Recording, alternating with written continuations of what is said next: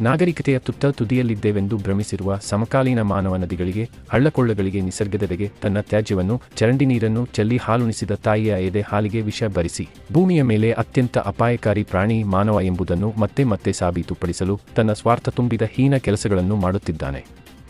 ಹೌದು, ರಾಯಚೂರು ಜಿಲ್ಲೆಯ ಮಸ್ಕಿ ತಾಲೂಕಿನ ಪಟ್ಟಣ ಬಳಗಾನೂರಿನಲ್ಲಿ ಊರಿನ ಎಲ್ಲಾ ವಾರ್ಡ್ಗಳ ಚರಂಡಿ ನೀರನ್ನು ಕುಡಿಯುವ ನೀರಿನ ಮೂಲವಾದ ಹಳ್ಳಕ್ಕೆ ಬಿಡುವ ಮೂಲಕ ಪಟ್ಟಣ ಪಂಚಾಯಿತಿ ತನ್ನ ಶುಚಿತ್ವದ ಕಲ್ಪನೆ ಎಷ್ಟಿದೆ ಎಂಬುದನ್ನು ಲೋಕಕ್ಕೆ ತಿಳಿಸ ಹೊರಟಿದೆ.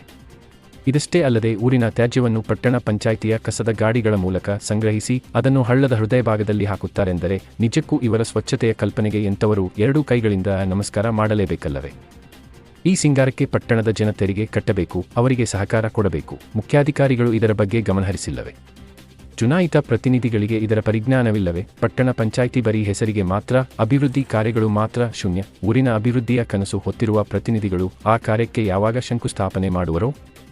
ಕುಡಿಯುವ ನೀರಿನಲ್ಲಿ ಕಲ್ಮಶ, ಭೂಮಿಯ ಗರ್ಭ ಸೇರಿದ ಚರಂಡಿಗಳು, ಊರಿನ ಆರಂಭ ಅಂತ್ಯದಲ್ಲಿ ಬಯಲು ಶೌಚ, ರಸ್ತೆಯನ್ನೇ ನುಂಗಿರುವ ಇಕ್ಕೆಲಗಳಲ್ಲಿನ ತಿಪ್ಪೆಗುಂಡಿಗಳು, ರಸ್ತೆಯ ಮಧ್ಯದಲ್ಲಿ ನಿಂತಿರುವ ಮಣ್ಣಿನ ಕಲ್ಲಿನ ಕುಂಪೆಗಳು, ಬಳಗಾನೂರಿನ ಮಾನ ಮರ್ಯಾದೆಯನ್ನು 3 ಕಾಸಿಗೆ ಹರಾಜಾಕುತ್ತಿದ್ದರೂ ಅಧಿಕಾರಿಗಳು, ಜನಪ್ರತಿನಿಧಿಗಳು ನಮಗ್ಯಾಕೆ ಎಂದು ಸುಮ್ಮನಿರುವುದು ಬಳಗಾನೂರಿನ ಅಂತ್ಯಕ್ಕೆ ಮುನ್ನುಡಿ ಬರೆಯುತ್ತಿದೆ.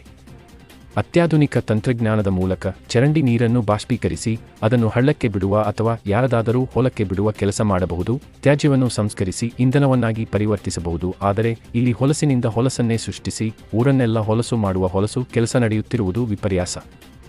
ಈಗಲಾದರೂ ಪಟ್ಟಣ ಪಂಚಾಯಿತಿಯ ಮುಖ್ಯಾಧಿಕಾರಿಗಳು, ಆಡಳಿತಾಧಿಕಾರಿಗಳು ಇದರ ಬಗ್ಗೆ ಗಂಭೀರವಾಗಿ ಯೋಚಿಸಿ ಶಾಶ್ವತ ಪರಿಹಾರ ನೀಡುವರೋ? ಅಥವಾ ಯಾವ ಪತ್ರಿಕೆಯಲ್ಲಿ ಬಂದರೇನು, ನಮಗ್ಯಾರು ಏನು ಮಾಡುತ್ತಾರೆ ಎಂದು ತಮ್ಮ ಮೊಂಡುತನವನ್ನೇ ಪ್ರದರ್ಶಿಸುತ್ತಾರೋ ಕಾದು ನೋಡಬೇಕಿದೆ.